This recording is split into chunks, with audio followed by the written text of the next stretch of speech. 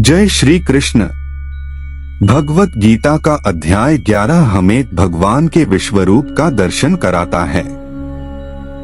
इस अद्भुत अध्याय में अर्जुन उस अद्वितीय विश्वरूप को देखने का इच्छुक है जो कृष्ण के असली स्वरूप को प्रकट करता है। जैसे हम एक दूसरे को देखते हैं, वैसे ही अर्जुन भी भगवान के वास्तविक रूप को देखना चाहते हैं। इस अध्याय में हमें अपने आत्मा का सच्चा स्वरूप और भगवान के महानतम रूप का दर्शन होता है। आप सभी को नमस्कार करते हुए इस अध्याय को प्रारंभ करता हूँ। जय श्री कृष्ण। अर्जुन उवाच मदनुग्रहाय परम गुह्यमध्यात्म संगीतम यत्त्वयोक्तं वचस्तेन मोहोय विक्तो मम। अर्जुन कृष्ण से कहते हैं कि उन्होंने उन पर विशेष कृपा की है।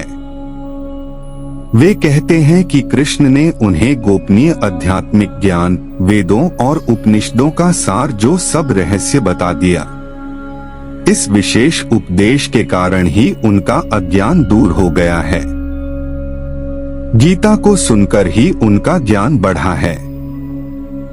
गीता के सुनने मात्र से अज्ञान दूर हो जाता है। दोस्तों, जैसा कि अर्जुन के साथ हुआ, यहाँ पर सुनना सिर्फ सुनने की क्रिया नहीं है। जैसे कि अध्यापक को सुनने से आप परीक्षा में पास नहीं हो जाएंगे, लेकिन अगर आप पूरी एकाग्रता से सुनेंगे तो यह निश्चय है कि आप अवश्य पास हो जाएंगे। भवाप्ययो हि भूताना श्रुतो विस्तरशो मया त्वत्तः कमलपत्राक्ष माहात्म्यम्पि चाव्ययम्। अर्जुन ने पूरी दुनिया के भूतों की उत्पत्ति और प्रलय के विषय में सुनकर अद्भुत और आश्चर्यजनक ज्ञान प्राप्त किया था। उन्होंने कृष्ण की अविनाशी महिमा को भी अपने हृदय में समझ लिया था। लेकिन फिर भी अर्जुन का मन उस समय मोहग्रस्त था, जब वह अपनों से युद्ध करने के बारे में सोच रहा था। वह धर्म और न्याय की चिंता में डूबा हुआ था और उसका मन व्याकुल था। कृष्ण ने उसकी अवस्था को समझते हुए उसे गहरा ज्ञान और समझ का उपहार दिया। उनकी वाणी ने अर्जुन के मन के मोह को दूर किया और उसे सही मार्ग की दिशा में दिखाया। अर्जुन को यह ज्ञान मिलने के बाद उसकी लालसा जाग गई कि कैसे सारी दुनिया कृष्ण में समाहित है और फिर एक दिन प्रारंभिक समय में उसी में लीन हो जाएगी। इस समय का जागरूक और समझदार होना ही हमारे जीवन का महत्वपूर्ण हिस्सा है। एवमेतद्यथात् त्वमात्मान परमेश्वर द्रष्टुमिच्छामि ते रूपमेश्वरं पुरुषोत्तम।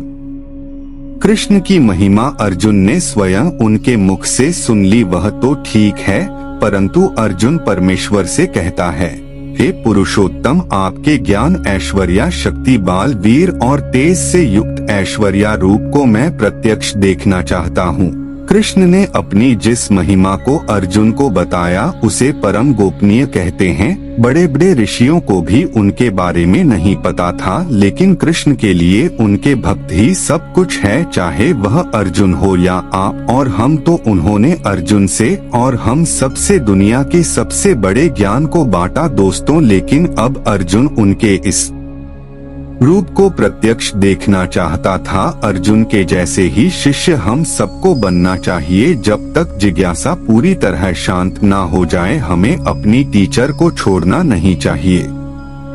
मन्यसे यदि तच्छक्यं मया द्रष्टुमिति प्रभो योगेश्वर ततो मे त्वं दर्शयात्मानमव्ययम्।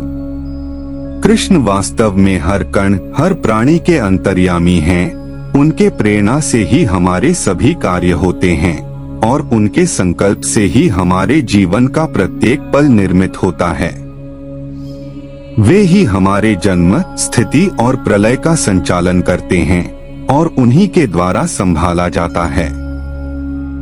अर्जुन की तरह हर कोई भगवान के इस अद्वितीय स्वरूप को देखने की आकांक्षा रखता है।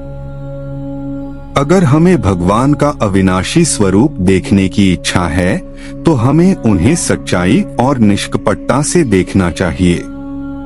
श्री भगवान उवाच पश्य मे पार्थ रूपाणि शतशोथ सहस्रशः नाना विधानी दिव्यानी नाना वर्णाकृतिनी च। विश्वरूप कृष्ण की कल्पना करना अत्यंत रोमांचक होगा। वह अद्भुत रूप में दिखेंगे जिसमें हम सभी उनके पूर्णता और अद्वितीयता को देख पाएंगे। वह रूप जिसमें हमने उन्हें बचपन में माखन चोर, गोपियों के संग और राधा के साथ खेलते हुए देखा है, वह सब केवल एक अंश है। उनका विश्वरूप हमें उनकी असीम सामर्थ्य और महिमा को समझाएगा। वह कृष्ण जिन्हें हम आदिवासी, चरणधूली और द्वारपाल के रूप में जानते हैं, उनके अतिरिक्त और अद्भुत रूपों को देखकर हम चकित और आश्चर्यचकित होंगे। वे साकार रूप में अपने असीम शक्तियों को उजागर करेंगे, जिससे हम सभी उनके महानता और अद्वितीयता के सामक्षिक होंगे। यह निश्चित है कि हमें उनके विश्वरूप के दर्शन से अद्भुत प्रेरणा मिलेगी। पश्चादित्यां सूर्यग्रांशिवनो मरुत्स्तथा बहुन्य दृष्ट पूर्वाणि पश्चाश्चर्याणि भारत। कृष्ण अब अर्जुन को अपना असली रूप प्रत्यक्ष दिखाने जा रहे हैं। ऐसा कभी नहीं हुआ था। कृष्ण के वास्तविक रूप के बारे में कल्पना करना भी संभव नहीं। कल्पना के लिए भी कुछ आधार चाहिए होता है, लेकिन जैसा कि खुद कृष्ण ने कहा कि वह अव्यक्त है, तो जो अव्यक्त है उसे आप कैसे सोच सकते हैं, लेकिन अब उसकी भी जरूरत नहीं। कृष्ण कहते हैं, हे भरतवंशी अर्जुन, तू मुझ में आदित्यों को अर्थात अदिति के 12 पुत्रों को, 8 वसुओं को, 11 रुद्रों को, दोनों अश्विनी कुमारों को और 49 मरूद गणों को देख तथा और भी बहुत से पहले ना देखे हुए आश्चर्यमय रूपों को देख। यह कस्थं जगत्कृत्स न पश्याद्य सचराचरम मम देहे गुडाकेश यच्चान्यद्रष्टुमिच्छसि। भगवान कृष्ण जड़ और चेतन यानी संजीवनी और जागरूकता दोनों के स्वामी हैं। वे सभी प्राणियों, प्राकृतिक वस्तुओं और सृष्टि के संपूर्ण आवासी हैं। हमारी आत्मा जो केवल उनका अंश है, भी उन्हीं की ही है। इसलिए यहाँ सब कुछ उनकी माया में है और हमारी आत्मा उनके द्वारा सभी सृष्टि में व्याप्त है। यदि हम भगवान कृष्ण के असली स्वरूप को समझें, तो हमें सभी वस्तुओं की सच्चाई का अनुभव होगा। यही वह सत्य है जिसे अर्जुन को बताया जा रहा है। अर्जुन ने अब इस शरीर में चराचर सहित संपूर्ण जगत को देखा है और उन्हें वहां से और भी अधिक देखने की इच्छा है। न तु मां शक्यसे द्रष्टुम्ने नैव स्वचक्षुषा दिव्यं ददामि ते चक्षुः पश्य मे योगमैश्वरम्। लेकिन क्या ऐसा संभव भी है जिसमें सब कुछ है, जिससे हम सब आए हैं, जिसमें एक दिन तो हम सबको मिल जाना है, उसे क्या हम अपनी साधारण आंखों से देख सकते हैं? अर्जुन ने तो विनती की कि अगर संभव हो तो वह कृष्ण का विश्वरूप देखना चाहता है। कृष्ण ने हाँ भी भर ली, लेकिन ऐसा संभव नहीं था। दोस्तों, कृष्ण कहते हैं, मुझको तो इन अपने प्रकृति नेत्रों द्वारा देखने में निसंदेह समर्थ नहीं है, इसीलिए मैं तुझे दिव्य अर्थात अलौकिक चक्षु देता हूँ, जिससे तू मेरी ईश्वरीय योग शक्ति को देख सकेगा। दोस्तों, प्रकृति का मतलब हुआ प्रकृति द्वारा दिए हुए, जैसे कि हमारे और आपके पास है। प्रकृति की स्वयं की पहुँच भी कृष्ण तक नहीं जाती, तो फिर उसकी दी हुई आँखें कृष्ण को कैसे देख पाएंगी? इसीलिए कृष्ण ने अर्जुन को दिव्य आँखें दी थी। संजय उवाच एव मुक्त्वा ततो राजन महायोगेश्वरो हरिः दर्शयामास पार्थाय परम रूपमैश्वरम्। यह सर आंखों देखा हाल संजय धृतराष्ट्र को सुना रहे हैं। स्वाभाविक है, संजय के माध्यम से ही यह गीता हम तक पहुंची। तो भाग्य देखिए कि अब अर्जुन जो देखेगा वह संजय भी देखेंगे, और धृतराष्ट्र देख तो नहीं सकते, लेकिन संजय के माध्यम से सुन तो पाएंगे, एकदम हमारे जैसे। ये बात और है कि संजय को भी दिव्य दृष्टि दी गई थी ताकि वह कुरुक्षेत्र में हो रहे युद्ध का वर्णन दे सके। संजय कहते हैं, हे राजन, महायोगेश्वर और सब पापों के नाश करने वाले भगवान ने इस प्रकार कहकर उसके पश्चात अर्जुन को परमेश्वर युक्त दिव्य स्वरूप दिखलाया। अनेक वक्त्रन्यन्मनेकाद्भुत दर्शनम, अनेक दिव्य भर्ण दिव्यानेकोद्यतायुधम। भगवान एक ही होते हैं, लेकिन उनके रूप अनेक होते हैं। उनकी आंखों में अनेक दिव्य दृश्य होते हैं, उनके धारण किए गए अनेक दिव्य आभूषण होते हैं और उनके हाथ में अनेक दिव्य शस्त्र होते हैं।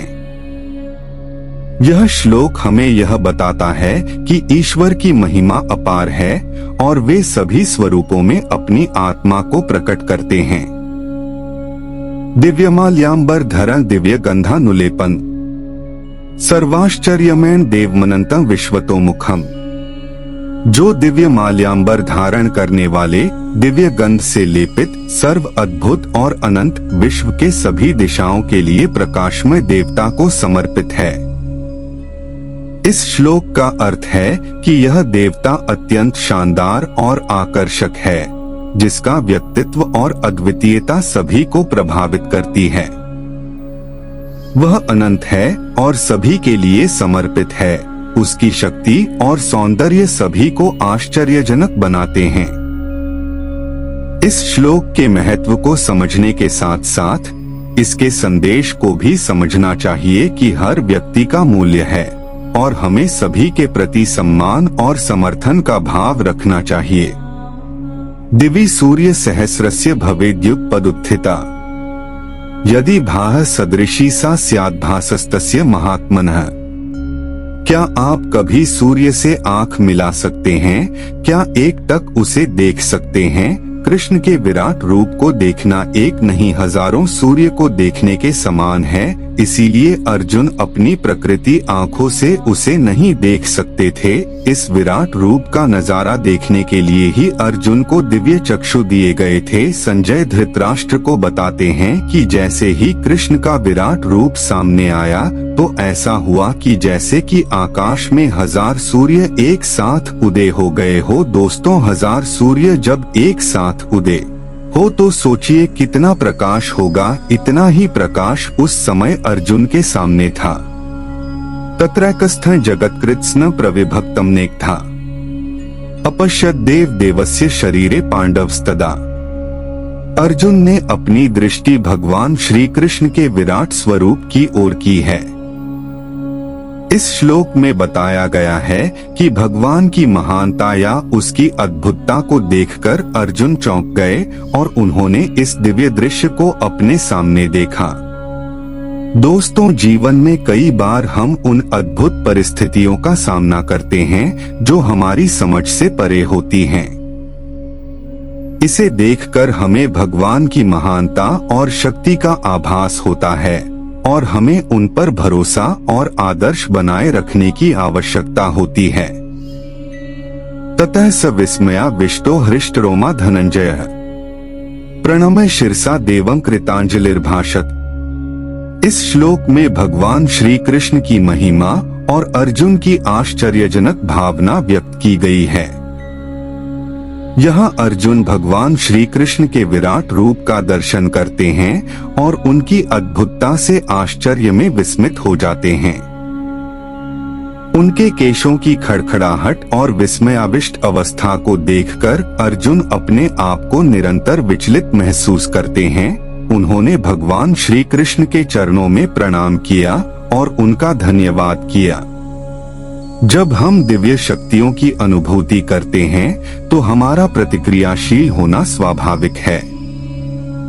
अर्जुन उवाच, पश्यामि देवांस्तव देव देहे सर्वांस तथा भूत विशेष संधान, ब्रह्मांडमीश कमला सनस्थ मृषिश्च सर्वा नुर्गाश्च दिव्यान। अर्जुन भगवान श्री कृष्ण से कह रहे हैं कि वे उनके दिव्य स्वरूप को देख रहे हैं।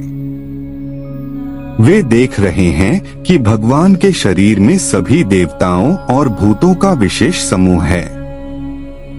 उन्हें यह दिख रहा है कि भगवान ब्रह्मा, विष्णु और रुद्र के रूप में प्रकट हो रहे हैं साथ ही सभी महर्षियों और दिव्य सर्पों का भी उनके साथ समावेश है।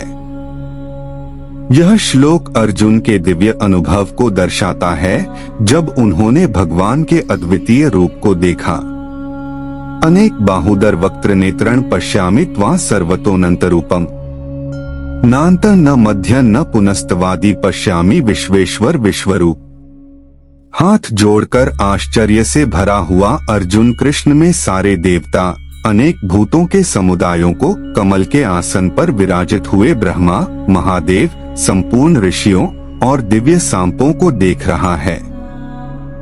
दोस्तों, ऐसा ही था वह अद्भुत दृश्य जिसमें कृष्ण ने अपना विराट रूप बनाया था। उस रूप में हर दिशा में अनंत कृष्ण के अनेक भुजाएं, अनेक पेट और अनेक मुख थे, जिससे उसकी असीम विशालता का अंदाज लगाना मुश्किल हो गया। इस दिव्य दर्शन के समय अर्जुन को लगा कि यह रूप कहाँ से आया, कहाँ मध्य में है और कहाँ इसका अंत हो रहा है। इसीलिए वह विस्मय में कहता है, हे विश्वरूप, मैं न आपके अंत को देखता हूँ, न मध्य को और न आदि को ही। किरीटिनम गदिन चक्रिन च तेजो राशिन सर्व तो दीप्ति मंतम पश्यामि त्वां दुर्निरीक्ष्य समन्ता दीप्तान लार्कद्युतिम प्रमेयम। अर्जुन अपनी अद्भुत अनुभूति को व्यक्त करते हुए कहता है कि मैं आपको देखता हूँ जो अद्भुत रूपों से युक्त हैं। आप ऐसे मुकुटों से युक्त हैं, चक्रों से युक्त हैं, जो सूर्य, अग्नि और ज्योतियों के समान प्रकाशमान हैं। आपकी दृष्टि व्यक्ति को सारे दिशाओं में देखती है और आप हर ओर से ही प्रतिष्ठित हैं। आप वहां सभी शक्तियों के साथ हैं जो आपको अत्यंत कठिनाई से देखा जा सकता है। आपके चारों ओर निरंतर श्रेष्ठता के संकेत हैं और आपका सुंदर्य चक्र अनगिनत सूर्यों की रोशनी को भी पीछे छोड़ रहा है। त्वमक्षरं परमं वेदितव्यं त्वमस्य विश्वस्य परनिधानम् त्वमव्ययः शाश्वत धर्म गोप्ता सनातनस्त्वं पुरुषो मतो में। भगवान श्री कृष्ण अर्जुन को अपने दिव्य स्वरूप का वर्णन कर रहे हैं। उन्होंने अर्जुन को यह बताया कि वे अक्षर, अविनाशी, सनातन और सबसे ऊपर स्थित हैं। वे सभी धर्मों के रक्षक और संरक्षक हैं। यहाँ भगवान का अर्थ है कि वे ही ईश्वर हैं जो संपूर्ण सृष्टि के निर्माता, पालक और संचालक हैं। अनादिमध्यांत मनंत वीर्य मनंत बाहु शशि सूर्य नेत्रम पश्यामि त्वां दीप्तहुताश्वक्त्रम स्वतेजसा विश्वमिदं तपन्तम। इस श्लोक में भगवान श्री कृष्ण की महिमा वर्णित है। इसमें भगवान के विश्वरूप की महानता का वर्णन किया गया है। यहाँ भगवान का रूप सुंदर और प्रकाशमय है, जो सूर्य और चंद्रमा के समान है। उनके शक्तिशाली विराट स्वरूप को देखकर अर्जुन को उनकी अद्भुतता का अनुभव होता है। यह श्लोक हमें भगवान के दिव्य स्वरूप की महिमा को समझने में मदद करता है और हमें उनके प्रकाशमय रूप की उपासना करने के लिए प्रेरित करता है। द्यावा पृथिव्योरिदमन्तरं हि व्याप्तं त्वयैकेन दिशश्च सर्वाः दृष्ट्वाद्भुत रूपमुग्रं तवेदं लोकत्रयं प्रव्यथितं महात्मन्। जब हम इस दुनिया को देखते हैं तो नीचे धरती, बीच में वायु और ऊपर आकाश दिखता है। इन तीनों के बीच की दुनिया दिखती है, इसमें विचरते हुए प्राणी दिखते हैं। अब एक ऐसे दृश्य की कल्पना करने का प्रयास करिए दोस्तों की स्वर्ग और पृथ्वी के बीच का संपूर्ण आकाश तथा सब दिशाएं कृष्ण से ही परिपूर्ण है। कहने का अर्थ है कि आपकी दृष्टि जिधर भी जाए आपको सिर्फ और सिर्फ कृष्ण ही दिखाई दे। ऐसा रूप अलौकिक है जो इस लोक का नहीं और साथ में बेहद भयंकर भी है। इतना भयंकर है कि तीनों लोक अतियवथा को प्राप्त हो रहे हैं। अमी हि त्वां सुरसंघा विशन्ति केचित् भीताः प्राञ्जलयो गृह्णन्ति स्वस्तीत्युक्त्वा महर्षि सिद्धसंघाः स्तुवन्ति त्वां स्तुतिभ्यः पुष्कलाभ्यः। अर्जुन कृष्ण के विराट रूप को देख अपनी समझ से उसका वर्णन कर रहे हैं। धरती से आकाश तक जितनी ही दिशाएं हैं उन्हें सिर्फ और सिर्फ कृष्ण दिख रहे हैं। अर्जुन आगे बताते हैं कि देवताओं के समूह कृष्ण में प्रवेश कर रहे हैं। उनमें से भयभीत होकर हाथ जोड़ कृष्ण के नाम और गुणों का उच्चारण कर रहे हैं। न जाने कितने ही महर्षि और सिद्ध पुरुषों के समुदाय कल्याण हो ऐसा कहकर उत्तम स्तोत्र द्वारा कृष्ण की स्तुति कर रहे हैं। चराचर जगत हो या फिर देवता सब कृष्ण से उत्पत्ति पाते हैं और उसी में प्रवेश कर जाते हैं। रुद्रादित्या वसवो ये च साध्या विश्वे शिवनो मरुतश्चोष्मपाश्च गंधर्वयक्षासुर सिद्ध संघा वीक्षन्ते त्वा विस्मिताश्चैव सर्वे। ऐसा कहते हैं कि कालांतर में शिव 11 रुद्रों के रूप में प्रकट हुए थे और इनका काम था देवताओं की रक्षा करना। इसी तरह से आदित्य और वसु भी देवता है। अर्जुन जो कृष्ण का विराट रूप देख रहा है उसमें यह 11 रुद्र 12 आदित्य तथा 8 वसु और इनके अलावा साध्यगण विश्वदेव अश्विनी कुमार तथा मरुदगान और पितरों का समुदाय। इतना ही नहीं, इनके अलावा गंधर्व यक्ष राक्षस और सिद्धों के समुदाय यह सब विस्मित होकर कृष्ण को देख रहे हैं। दोस्तों, ऐसे कृष्ण के रूप को देख क्या मनुष्य और देवता सब विस्मित ही हो सकते हैं। रूपं महत्ते बहुवक्त्र नेत्रं महाबाहो बहुबाहुरुपादम् बहुदरन् बहुदंष्ट्राक्रालं दृष्ट्वा लोकाः प्रव्यथितास्तथाहम्। बड़े प्यारे लगते हैं अपने बाल रूप में कृष्ण या जब वह गोपियों के साथ रास करते हैं, लेकिन वह सच्चाई नहीं है। सच्चाई है उनका यह विराट रूप और इस रूप की खासियत यह है कि यह विराट तो है, उससे भी ज्यादा विकराल है। अर्जुन कहते हैं, हे महाबाहो, आपकी बहुत मुख और नेत्रों वाले, बहुत हाथ जांघ और पैरों वाले, बहुत उदरों वाले और बहुत सी दाढ़ों के कारण अत्यंत विकराल महान रूप को देखकर सब लोग व्याकुल हो रहे हैं तथा मैं भी व्याकुल हो रहा हूँ। दोस्तों, अर्जुन भी और हर कोई इस काल रूप को देखकर बेचैन है। नभः स्पृशन् दीप्तं नेकवर्ण व्यात्तान्न दीप्त विशाल नेत्रम दृष्ट्वा हि त्वा प्रव्यथितांतरात्मा धृति न विंदामि शमं च विष्णु। कृष्ण के विराट रूप में मुख ऐसा है कि धरती से शुरू हो आकाश तक जा रहा है। मुख से एक ज्योति निकल रही है। दोस्तों, सब कुछ इल्यूमिनेटेड है। प्रकाश से भरे नेत्र हर तरफ देख रहे हैं। ऐसा कहते हैं कि भगवान की एक झलक पाते ही मन में शांति आ जाती है, लेकिन यहाँ ऐसा नहीं हो रहा है। कृष्ण को देख अर्जुन भयभीत हो रहा है और उसका अंतरण धीरज और शांति को खो रहा है। कृष्ण में सारे लोग समाये हैं। दोस्तों, यह बातें बोलने में तो शब्द है, लेकिन यथार्थ में यह सब अति भयंकर होता है। दंष्ट्राक्रालानि चते मुखानि दृष्ट्वैव कालानलसन्निभानि दिशो न जाने न लभे च शर्म प्रसीद देवेश जगन्निवास। भयंकर और विकराल रूप चारों तरफ फैला हुआ है। हर तरफ ही मुख है, हर तरफ ही भुजाएं हैं। इस वजह से अर्जुन को कुछ समझ नहीं आ रहा है। उसका दिशा बोध खत्म हो गया है। हमारी दृष्टि का एक केंद्र बिंदु होता है। दोस्तों, उसके चारों तरफ की दुनिया हमें समझ में आती है, लेकिन जब कोई फिक्स्ड एक्सेस नहीं होती तो समझे कैसे। जैसे समुद्र में होता है, चारों तरफ पानी ही पानी, और अगर आसमान में भी बादल हो तो कौन से दिशा कहाँ है। दोस्तों, कुछ समझ में नहीं आता। यही स्थिति अर्जुन की थी। अमी च त्वा धृतराष्ट्रस्य पुत्राः सर्वे सहैवावनिपाल संघैः भीष्मो द्रोणः सूत पुत्रस्तथासौ सहास्मदीयर्पि योध मुख्यः। भगवान श्री कृष्ण अर्जुन को समझाने की कोशिश कर रहे हैं कि महाभारत युद्ध में उनके सामने सिर्फ धृतराष्ट्र के पुत्र ही नहीं हैं, बल्कि उनके साथ और भी बहुत से योद्धा हैं।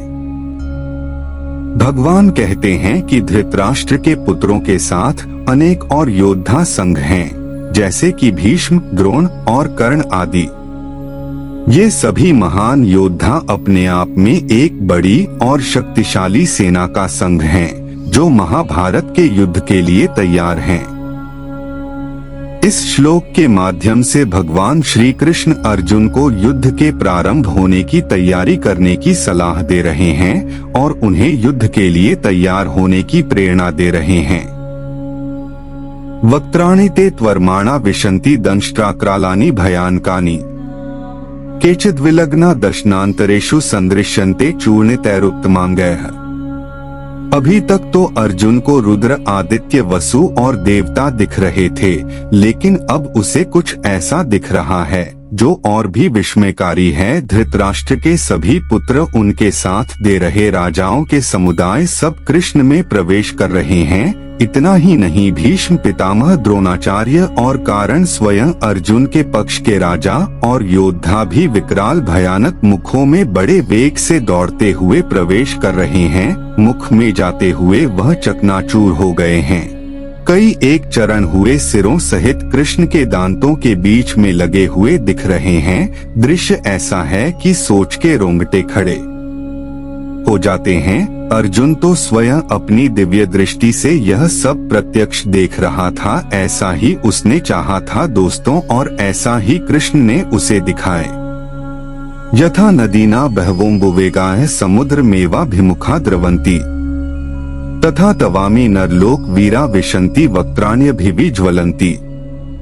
नदियां कैसे दौड़ती हुई समुद्र में प्रवेश कर जाती है, जैसे वहीं उनकी नियति हो और एक नहीं अनेक नदियां समुद्र में प्रवेश करती है, ऐसे ही यह नरलोक के वीर जो महाभारत के महान धर्म युद्ध में भाग लेने आए हैं, यह सभी योद्धा कृष्ण के प्रज्वलित मुखों में प्रवेश कर रहे हैं। जीवन का यथार्थ क्रूर रूप से अर्जुन और हमारे सामने पेश हो रहा है। यही तो कृष्ण ने कहा भी था कि एक दिन सब उनको ही प्राप्त हो जाते हैं। योद्धा जब अपना कर्म करते हुए लड़ते हैं, वीरगति को प्राप्त होते हैं, तो वह भी कृष्ण को ही प्राप्त होते हैं। और ऐसा कि यहाँ भी हो रहा है। यथा प्रदीप्तं ज्वलनं पतंगा विशन्ति नाशाय समृद्ध वेगाः तथैव नाशाय विशन्ति लोकास्तवापि वक्त्राणि समृद्ध वेगाः।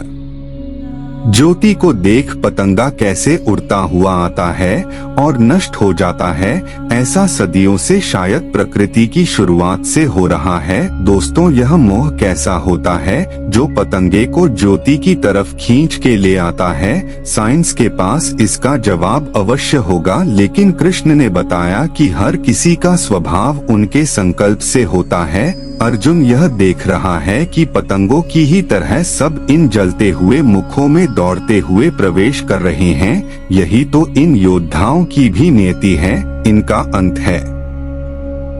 लेलेह से ग्रसमानः समन्ताल लोकान् समग्रान् नैर्ज्वलद्भे तेजोभिरा पूर्य जगत समग्रं भासस्तवोग्राह प्रतपन्ति विष्णु। अर्जुन सबसे महान योद्धा है और वह जो दृश्य देख रहा है उससे व्याकुल है, भयभीत है। वह जो देख रहा है उसका वर्णन आसान नहीं। अर्जुन कहता है, आप उन संपूर्ण लोकों को प्रज्वलित मुखों द्वारा ग्रास करते हुए सब और से बार बार चाट रहे हैं। हे विष्णु, आपका उग्र प्रकाश संपूर्ण जगत को तेज द्वारा परिपूर्ण करके तपा रहा है।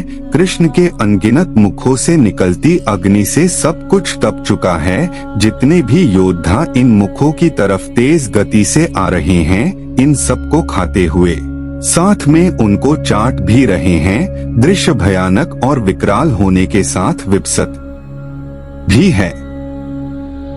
आख्याहि मे को भवानुग्र रूपो नमोस्तुते देववर प्रसीद विज्ञातुमिच्छामि भवन्तमाद्य न ही प्रजानामि तव प्रवृत्तिम्।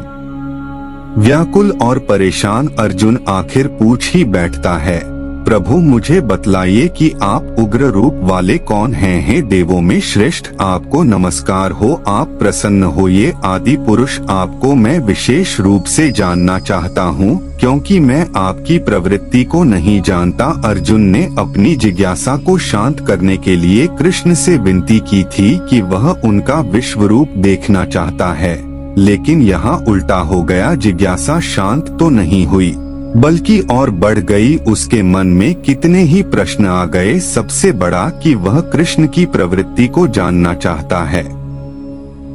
श्री भगवान उवाच कालोस्मि लोकक्षयकृत प्रवृद्धो लोकांस्माहर्तुमे प्रवृत्तः ऋतेऽपि त्वा न भविष्यन्ति सर्वे व्यवस्थिताः प्रत्यनीकेषु योधाः। श्री भगवान अर्जुन को उत्तर देते हुए बताते हैं कि वे लोकों का नाश करने वाले महाकाल हैं और इस समय इन लोकों को नष्ट करने के लिए ही परिवर्त हुए हैं। कृष्ण समझाते हुए कहते हैं कि जो प्रतिपक्षियों की सेना में स्थित योद्धा लोग हैं वे सब तेरे बिना भी नहीं रहेंगे, अर्थात तेरे युद्ध न करने पर भी इन सब का नाश हो जाएगा। इसी बात से कृष्ण का ज्ञान शुरू हुआ था कि अर्जुन जिनके लिए शौक करता है, ऐसा नहीं कि उनके युद्ध न करने से वह बच जाएंगे। अगर उनका मरना युद्ध की नियति है तो उसे कोई बदल नहीं सकता। और दोस्तों, ऐसा यहाँ हो भी रहा है।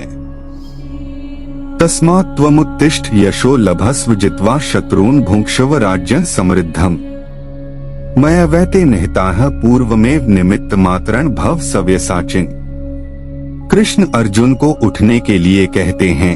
वह उसे सलाह देते हैं कि युद्ध करके यश को प्राप्त कर, युद्ध करके शत्रुओं को जीत कर धनधान्य से संपन्न राज को भोग, क्योंकि यह सब शूरवीर पहले ही से कृष्ण के द्वारा मारे हुए हैं। कृष्ण अर्जुन को हे सव्यसाचीन कहकर के उद्बोध करते हैं। दोस्तों, अर्जुन क्योंकि बाएं हाथ से भी बाण चला लेते थे, इसलिए उनका नाम सव्यसाची भी हुआ था। उन्होंने अर्जुन से कहा है, सव्यसाचीन तू तो केवल निमित्त मात्र बन जा। कृष्ण इन योद्धाओं को मार चुके हैं, अर्जुन को तो केवल निमित्त बनना है। और दोस्त, तो हमें भी अर्जुन की तरह निमित्त बन अपना कर्म और अपना कर्तव्य निभाना है।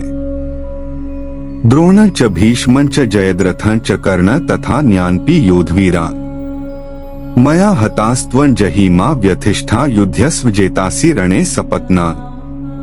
जब अर्जुन ने यह देखा कि वह अपने गुरु, चाचा और पितामह के ऊपर बाण चलाने के लिए तैयार हैं, तो उसका मन विचलित हो गया। उसने अपना धनुष एक तरफ रख दिया और दुख में बैठ गया। इस समय कृष्ण ने उसे समझाया कि उसके गुरुओं भीष्म पितामह, द्रोणाचार्य और अन्य वीर योद्धाओं को पहले ही युद्ध में मार दिया गया है। अर्जुन को समझाते हुए कृष्ण ने कहा कि युद्ध करने में कोई बाधा नहीं है और अर्जुन को युद्ध करने के लिए प्रेरित किया। वह कहा कि अर्जुन निश्चित रूप से युद्ध में अपने शत्रुओं पर विजयी होगा, इसलिए अर्जुन को युद्ध करने की प्रेरणा दी गई। संजय उवाच एत श्रुत्वा वचन केशवस्य कृतांजलिर्वेपमानः किरीटी नमस्कृत्वा भूय एवाह कृष्ण सगद्गदं भीतः प्रणमय। संजय कहते हैं, केशव भगवान की इन बातों को सुनकर मुकुटधारी अर्जुन अपने हाथ जोड़ लेता है और कांपते हुए नमस्कार करता है। दिख रहा है कि अर्जुन अत्यंत ही भयभीत है और इसी डरी हुई हालत में कृष्ण को प्रणाम करते हुए वह कुछ कहने की कोशिश कर रहा है। अर्जुन ने जो देखा वह तो अकल्पनीय से भी परे हैं। ऐसा सोचना तो दूर, ऐसे किसी विचार के आसपास भी कभी अर्जुन नहीं पहुंच पाया था। अर्जुन क्या, कोई भी नहीं पहुंचा था। सैकड़ों हजारों सालों में बस कुछ गिनती के ज्ञानी ही होंगे जिन्हें भगवान के इस रूप के बारे में पता होगा, वरना अर्जुन और मेरे आपके जैसे लोग तो बस अपने जीवन में इतना लगे रहते हैं कि ईश्वर के विराट रूप के बारे में कभी सोचते ही नहीं। अर्जुन उवाच स्थाने हृषिकेश तव प्रकीर्त्या जगत प्रहृष्यत्यनुरज्यते च रक्षांसि भीतानि दिशो द्रवन्ति सर्वे नमस्यन्ति च सिद्धसन्धाः। जब अर्जुन भगवान कृष्ण के सामने खड़ा होता है तो उसका मन भीड़ से घबरा गया है। उसकी आंखों में डर और सहमी सी हलचल है और वह कांपता हुआ महसूस कर रहा है, लेकिन उसका ध्यान भगवान कृष्ण पर है और वह उनके गुण और प्रभाव की महिमा का गुणगान करता है। उसकी भावना इतनी उत्साहित है कि वह कुछ परवाह किए बिना भगवान कृष्ण से बात करने की कोशिश कर रहा है। यह सच्चाई दिखाती है कि जब हम भगवान के पास जाते हैं तो हमारे मन में सभी भय और संशयों का संग्रह हो जाता है और हम उनकी प्रेम की अद्भुतता को अनुभव करते हैं। कस्माच्ते न नमेरन महात्मन गरियसे ब्रह्मणोप्यादिकर्त्रे अनंत देवेश जगन निवास त्वमक्षरन सत्सत्तत्परन यत्। अर्जुन कृष्ण को ब्रह्मा के भी आदिकर्ता कहकर संबोधित करता है। वह कहता है कि कृष्ण क्योंकि सबसे बड़े हैं तो उनको वह कैसे नमस्कार ना करें। अर्जुन अब समझ रहा है कि क्यों कृष्ण सत और असत से परे हैं। अर्जुन समझ रहा है कि कृष्ण अक्षर अर्थात सच्चिदानंद घन ब्रह्म है। एक होता है सुना हुआ किताबों से हासिल हुआ ज्ञान और एक होता है दोस्तों प्रैक्टिकल एक्सपीरियंस। कृष्ण ने जो ज्ञान दिया वह थ्योरी तो दिलचस्प थी, बहुत अच्छी थी, लेकिन जब अर्जुन ने साक्षात देखा, ऐसा देखा कि उसके होश उड़ गए। सच्चिदानंद घन ब्रह्मा का रूप उसके सामने है। त्वमादिदेवः पुरुषः पुराणस्त्वमस्य विश्वस्य परनिधानम् वेत्तासि वेद्यं च परं च धाम त्वया ततं विश्वमंतरु। कृष्ण आदि देव और सनातन पुरुष है। सबसे आदि में जब कुछ भी नहीं था तब कृष्ण थे, वह आज भी है और इस सृष्टि के बाद भी होगी। इसी से वह सनातन होते हैं। हमारा और आपका ज्ञान सांसारिक है, यानी कि वर्ल्डी। हमारी सारी साइंस पिछले कई 100 सालों से तरक्की करती हुई अभी भी इस ब्रह्मांड की सच्चाई ढूंढ रही है और वही सच्चाई अब सामने आ रही है जो हजारों साल पुराने इन धर्म ग्रंथों में, गीता में लिखी हुई है। ऐसा कैसे हुआ? तो क्या यह ज्ञान हमारे आज के ज्ञान से भी ऊपर है? दोस्तों जरा सोच कर देखिएगा। वायुर्यमोऽग्निर्वरुणः शशांकः प्रजापतिस्त्वं प्रपितामहश्च नमो नमस्तेस्तु सहस्रकृत्वः पुनश्च भूयोऽपि नमो नमस्ते। अर्जुन श्री कृष्ण की भगवान विष्णु के रूप में प्रशंसा कर रहे हैं। उन्होंने इस श्लोक में भगवान श्री कृष्ण को वायु, यम, अग्नि, वरुण, चंद्रमा, प्रजापति और प्रपितामह ब्रह्मा के रूप में समर्पित किया है। वे भगवान की उपासना करते हुए उनकी अनंत गुणों की महिमा का गान कर रहे हैं। उनकी प्रार्थना है कि भगवान उन पर अपनी कृपा और आशीर्वाद बनाए रखें, सदा ही उनके ऊपर अपनी कृपा बनाए रखें। भगवान श्री कृष्ण के महानतम गुणों की प्रशंसा करते हुए हमें उनके भक्त अर्जुन की भक्ति और श्रद्धा का प्रतीक दिखाता है। इसमें भगवान के प्रति अर्जुन की आदर्श भक्ति का संदेश छिपा है। नमः पुरस्तादत पृष्ठतस्ते नमोस्तुते सर्वत एव सर्व अनंत वीर्यामित विक्रमस्त्वं सर्वं समाप्नोषि ततोसि सर्वः। अर्जुन भगवान श्री कृष्ण के समक्ष आदर और प्रणाम कर रहे हैं। यहाँ उन्होंने भगवान के चरणों को प्रणाम किया है और उनका सम्मान किया है। इस श्लोक में भगवान के अनंत शक्ति, वीर्य और विक्रम का गुणानुवाद किया गया है और यह बताता है कि भगवान को सब कुछ जानने और सम्मानित करने की प्राप्ति होती है। अर्जुन का भगवान की समस्त गुणों की प्रशंसा करने का भाव है और यह भाव उसके प्रशंसकों में भगवान की महिमा को स्थायी करता है। सखेति मत्वा प्रस्भन यदुक्तं हे कृष्ण हे यादव हे सखेति अजानता महिमानम तवेदम मया प्रमादात प्रणयेन वापि। अर्जुन भगवान श्री कृष्ण को सखेति और हे यादव के रूप में समझता है। वह इसे अपने मित्रता और भगवान के साथ के नाते के रूप में देखता है, लेकिन अर्जुन कहता है कि उसने तुम्हारी महिमा को पूरी तरह समझा नहीं है और वह अपने प्रेम और लापरवाही के कारण तुम्हारे प्रति अज्ञानी रह गया है।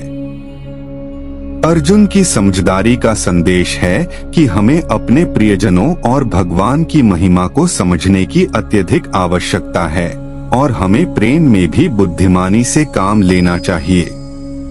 यच्चावा सार्थम सत्कृतोसी विहार शयासन भोजनेषु एकोत्वाप्यच्युत तत्समक्षं तत्क्षामे त्वामहं प्रमेयम्। भगवान श्री कृष्ण अर्जुन को यह समझाने की कोशिश कर रहे हैं कि उन्हें जो कुछ भी मिला है वह सभी उन्हें अपने आप में स्वीकारना चाहिए। अर्जुन को यह सिखाते हैं कि वह जो कार्य कर रहा है, चाहे वह विहार हो, शया पर आराम करना हो या भोजन करना हो, उन्हें इसे भगवान की प्रसन्नता के लिए करना चाहिए। भगवान कहते हैं कि वे सब उन्हें स्वीकारते हैं और एकमात्र उन्हें ही चाहिए, जिससे कि वे अप्रमेय भगवान को प्राप्त कर सकें।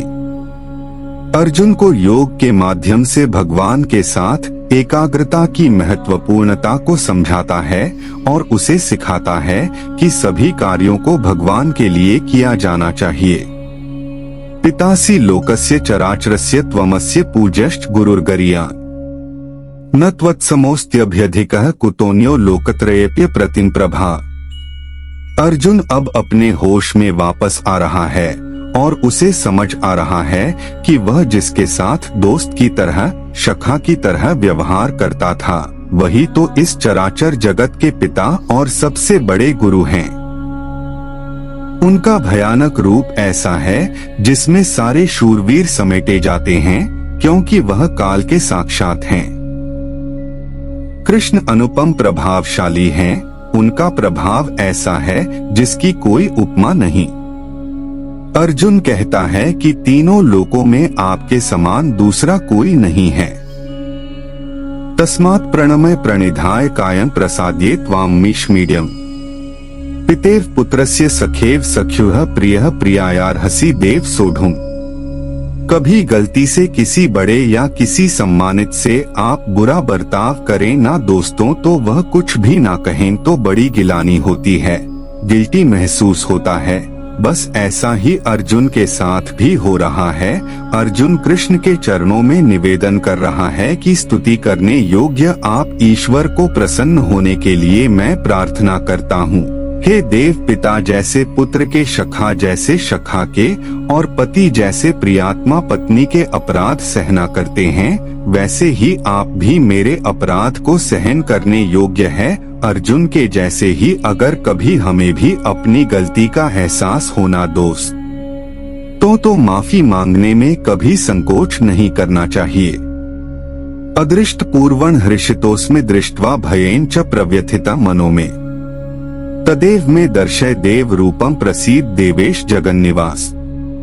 अर्जुन डरा हुआ भी है, अर्जुन अपराध बोध में भी है, लेकिन साथ ही साथ वह बेहद बेहद बेहद प्रसन्न भी है। कृष्ण के इस आश्चर्य में रूप को देखकर तो खुश कैसे ना हो। अलग अलग अनुभवों का एक गोलाहल चल रहा है। अर्जुन के अंदर यह कृष्ण के विराट रूप का ही तो कमाल है। अब सोचिए कि हम जो अपनी कार, घर या पैसे से ली गई चीजों को देखकर खुश होते हैं, उसके सामने इस खुशी को रखिए, ऐसा ही होता है। सच्चा ज्ञान दोस्त अर्जुन अब चाहता है कि श्री कृष्ण अपना चतुर्भुज विष्णु रूप से दिखलाएं। किरीटिनम गदिनं चक्रहस्त मिच्छामि त्वां द्रष्टुमः तथैव तेनैव रूपेण चतुर्भुजेन सहस्रबाहो भव विश्वमूर्ते। हमारी इस दुनिया की खुशियाँ इतनी छोटी और क्षणभंगुर हैं कि असली ज्ञान के सामने उनकी कोई तुलना नहीं। वही असली आनंद होता है। इसीलिए धरती को दुख का घर भी कहा गया है, क्योंकि आप चाहे कुछ भी कर लें, अंत में दुख ही जीतता है। और वह इसलिए क्योंकि आप अपने अज्ञान को हटाकर उस परमात्मा के असली रूप को नहीं देखना चाहते। इसीलिए यह गीता रची गई है। दोस्तों, परमात्मा के इसी रूप को अब अर्जुन चतुर्भुज यानी के मुकुट धारण किए हुए तथा गधा और चक्र हाथ में लिए हुए देखना चाहता है। श्री भगवानुवाच मया प्रसन्नेन तवार्जुनेदं रूपं परं दर्शितमात्मयोगा तेजोमय विश्वमनंत माद्य यन्मे त्वदन्येन न दृष्ट पूर्वम। हाँ, यह सत्य है कि अर्जुन और कृष्ण का रिश्ता विशेष था। अर्जुन ने कृष्ण को अपना अद्भुत साथी, समर्थ गुरु और प्रिय मित्र माना था। इसी प्रेम के बल पर भगवान कृष्ण ने अर्जुन को अपने विराट रूप का दर्शन कराया। उन्होंने अर्जुन को अपनी योग शक्ति के प्रभाव से विश्वरूप का दर्शन कराया, जो किसी भी व्यक्ति ने पहले नहीं देखा था।